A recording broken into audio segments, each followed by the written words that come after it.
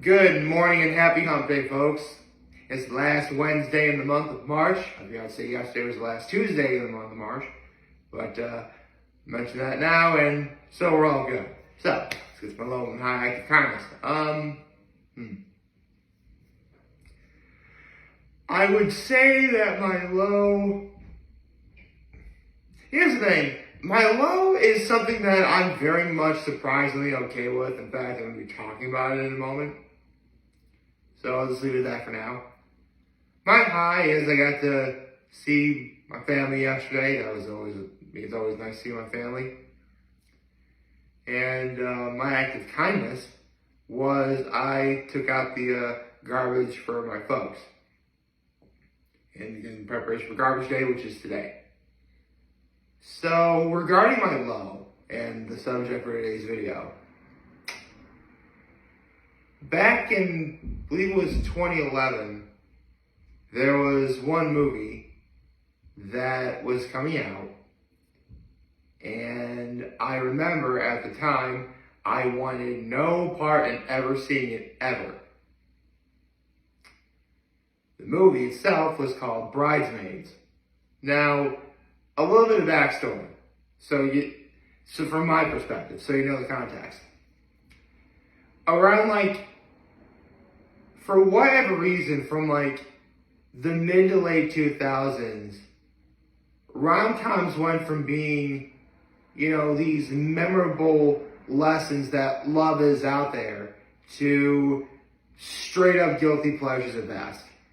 Every once in a while you get a movie like Hitch, but for the most part you get movies like The Ugly Truth, or What Happens in Vegas, or 27 Dresses, which, again, are guilty pleasures. And I do believe some of those movies have, followings.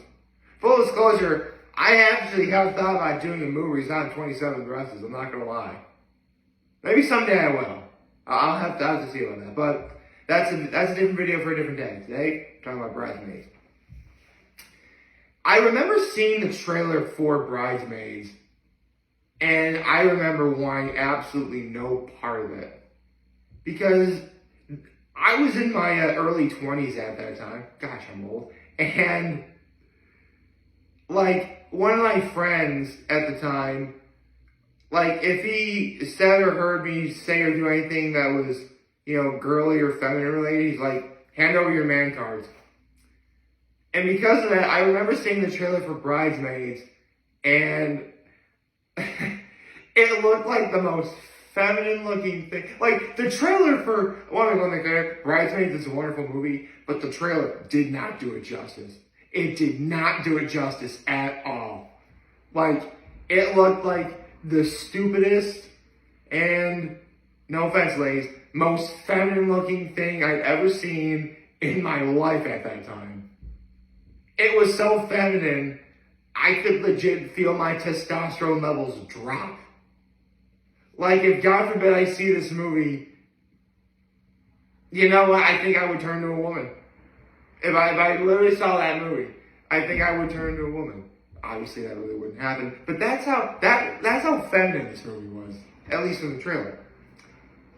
So, about a year later, so I never saw the movie in theaters. About a year later, when, movies become, mainstream, you see on TV, up at Cuca Lake, we used to have movie channels, and my brother was hogging the remote, and he wanted to watch the movie Bridesmaids. And here I'm thinking, no! Oh, it looks so... Oh, God. I think I'm going to turn to a woman after this movie. It's going to be so bad. It wasn't bad. In fact, it's one of the funniest movies I've ever seen in my life. I mean, the cast is good. The writing is good. The dialogue is good. The comedy is good. There are so many things about this movie that works. And by the way, regarding my friend and the whole man cards thing, I was talking to his girlfriend one day, and I'm like, do I owe him man cards I like the movie Bridesmaids. She looks over to where my friend is, her boyfriend, and then looks at me like, no, you don't. It's good, don't worry. So, I didn't have to own any man cards. Hooray. But on a serious note, if you've never seen the movie Bridesmaids, it follows Kristen Wiig, who is really down on her luck. Like, her cake business is shut down. She's living with these two really nasty roommates, one of which is played by Rebel Wilson. And basically, her life sucks. I mean, again, it's really not by any fault of her own necessarily. It's just a lot of unlucky things happen to her. Her best friend, played by Maya Rudolph, is getting married to the man of her dreams, and she wants Kristen Wiig to be the maid of honor. So they get to the engagement party, and we get to meet the rest of the bridesmaids. Okay, so full disclosure, two of them I can't remember, but obviously the two most memorable that stick out is Melissa McCarthy, I'll get to her in a minute, and I guess the sort of antagonist of the movie, played by Rose Byrne. I say antagonist, basically she serves as a foil for Kristen Wiig. Like, she's rich, she has all these connections, like, she's pretty much like, in a lot of ways, she's what Kristen Wiig would be if she was successful in that regard. And one thing about this movie I didn't necessarily like, per se, is, like, Kristen Wiig and Maya Rudolph's characters are best friends. Naturally, they would tell each other everything. And Rose Byrne's character, you know, like, seriously, Maya Rudolph could have at least mentioned to Kristen Wiig about this character. I mean, don't get me wrong, Rose Byrne plays, you know, her character is funny, and she definitely, like, plays it straight as, again, sort of like an antagonist for the movie. But Maya Rudolph's character could have at least, like, spoken of her existence a little better before. And obviously, that's something that could have happened off screen. But the fact that they didn't, that's sort of like where the antagonistic side sort of appears. And again, you know, Rose Byrne's character foils every idea that Kristen Wiig's character has. Like, the most obvious one is they have an idea for where they want to go for the bachelorette party. Then Rose Byrne suggests that they go to Las Vegas. So, hey, we're going to Vegas. Or like Kristen Wiig's character suggests they go to this Mexican restaurant for like a bridesmaids get together, which leads to the funniest quote in the movie for me. I'll get to that in a minute. And obviously they get, you know, food poisoning or sick from the Mexican food, but Rose Byrne doesn't have anything. And so they go to the wedding shop and good lord, the shenanigans ensue. That scene's hilarious too. And then there's this one cop who, like, it sort of implies that by the end of the movie they're going to get together later in an eventual sequel, which I'll talk about momentarily. So, a lot of the comedy in this movie works. It really is funny. But let's get into the highlights of the movie. Let's talk about Melissa McCarthy. Because, good God, she steals the show every time she's on screen. I know I'm not the first person to say this. I know for a fact I'm not the last person who's ever going to say this. Like, there's a reason why Melissa McCarthy was nominated for an Oscar for this movie. I mean, serious. Like, this movie was nominated for like several Oscars, and I think it won for writing, I believe. I want to say it was for writing, I forget. I know it won an Oscar, but it was nominated for several. And Melissa McCarthy was nominated for Best Supporting Actress for a rom-com of this raunchy, sort of crass, like, nature. And remember how I mentioned in the Mexican restaurant scene it led to the funniest line in the movie for me? Guess who said it? Yep, Melissa McCarthy. It's the female Fight Club line. I would quote this. I would quote it in its entirety right now because I love that line so much. But that would require me dropping the F-bomb, and I'm trying not to do that for an entire calendar year. So, I mean, I know I'm gonna wind up breaking it way the hell in December. But let's say for the sake of argument, I'm trying to be good about that. There you go. But my God, seriously, I'll go to YouTube and watch that line, on loop alone for, a good 5 minutes just to get a laugh. Because it really is that funny. In fact, it was my senior year in college, which was, again, almost about a year before the movie would be on, that movie channel I told you about earlier, where, two of my teammates from track were quoting the movie. I'm like, because here's the thing, I did like the movie. I didn't want anyone to know I liked it though, because again, I thought it was the most feminine thing in the world. So I hear my teammates quote the movie, particularly again the female Fight Club line, and I'm like, I thought I was the only one. To which one of my teammates is like, no, Nick, you're fine. I'm like, oh, there is a God, thank you. Seriously, I was legit terrified of people knowing I love this movie. But, God damn it, I do. This movie's great. I mean, it's not quite good enough to be on my Mount Rushmore of rom-coms. I've already established them, but for those of you who don't know, my Mount Rushmore of rom-coms is Crazy Rich Asians, Silver Linings Playbook, I Love You Man, and shoot, what was it? Oh gosh, am I really blanking on it now?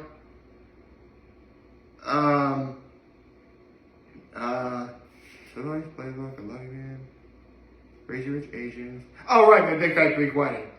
I can't believe I got a Big Fat Greek Wedding, but yeah, that's my Mount Rushmore of rom-coms. Bridesmaids is a wonderful movie. In fact, if things turned out differently, maybe it'd be on my Mount Rushmore of rom-coms. But as it stands, it's just a very, very, very wonderful movie that I do highly recommend. Now, I mentioned that at the end of the movie, it implies that the Irish cop that Kristen Wiig's character are going to get together, and maybe in a sequel. And that actually led to why I'm doing my MoReas on Bridesmaids today.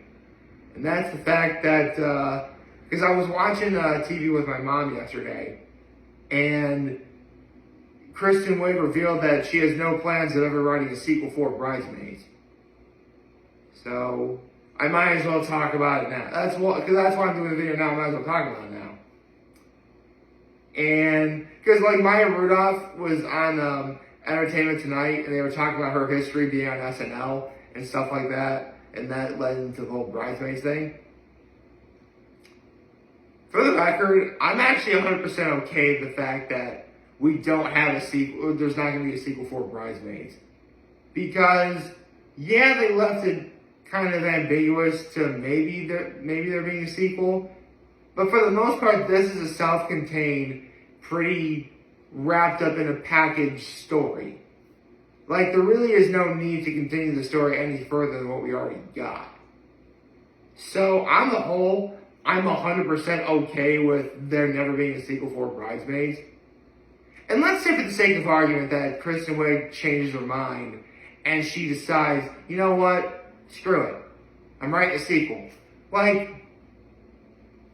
I struggle to think where you could take it from there. I mean, okay, I say struggle, I have two ideas. One, okay, now it's Kristen Wiig's turn to get married, and Maya Rudolph's turn to be the maid of honor and get everybody together. Is Rose Byrne going to be the antagonist she was in the first movie? I mean, can Melissa McCarthy recreate the magic she put into her role from the first movie? I mean, I'm sure that with clever writing and the fact that Kristen Wiig would be very much involved with the writing process, I'm sure the movie would be good. but a lot of people would say it didn't live up to the first one.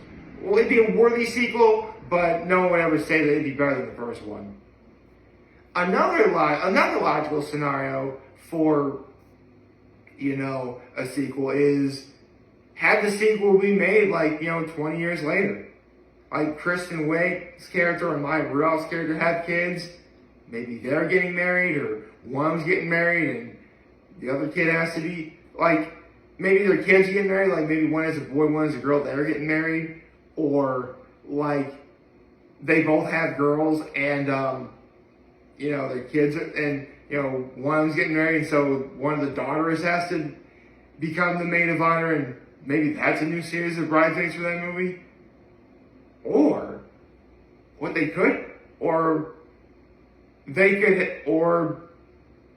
and hear me out, have the sequel be called Groomsmen. Instead of Kristen Wiig's character and Maya Rudolph's character having daughters, they have sons. And they're best friends. And one of them's getting married. So you have a set of groomsmen there.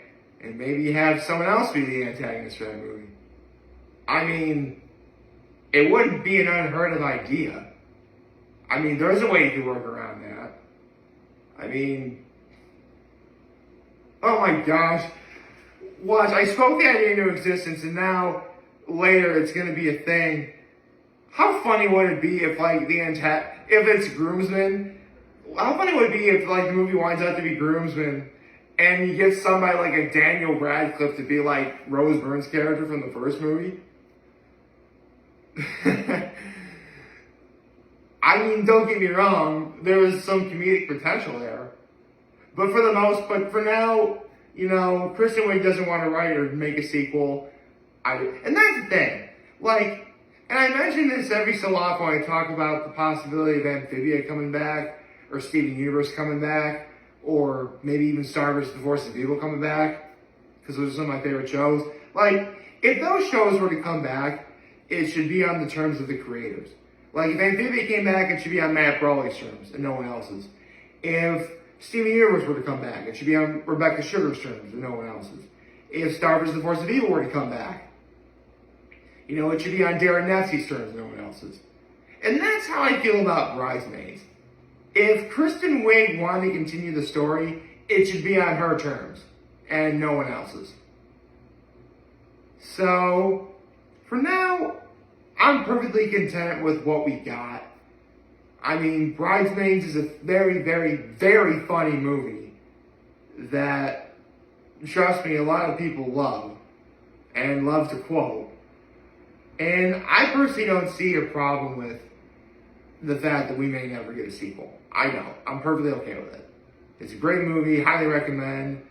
Trust me, it's not your typical rom-com that could otherwise be guilty pleasure. This is good.